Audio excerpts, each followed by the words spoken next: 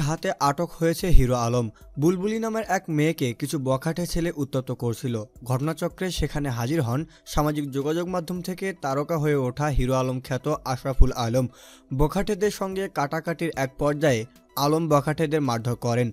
Police হাজির হন, আলমকে আটক করা হয়। তবে বুলবুলির স্বীকারোক্তিতে আলমকে ছেড়ে দেয় পুলিশ।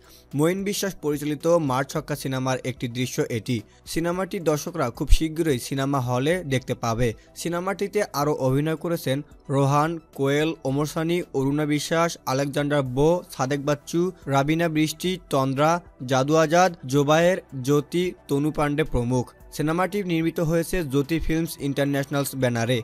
সিনেমাটির প্রযোজক ও পরিচালক মঈন বিশ্বাস বলেন, সিনেমাটির গল্প ও উপস্থাপনে ব্যাপক নতুনত্ব রেখেছি, আশা করি দর্শকদের ভালো লাগবে। আলম জানান, এটি আমার প্রথম চলচ্চিত্র। আমি কখনো কল্পনা করিনি যে আমি চলচ্চিত্রে কাজ করার সুযোগ পাব। সত্যি আমি প্রযোজক ও পরিচালকের কাছে কৃতজ্ঞ। আশা করি সিনেমাটি হলে গিয়ে দেখবেন সবাই।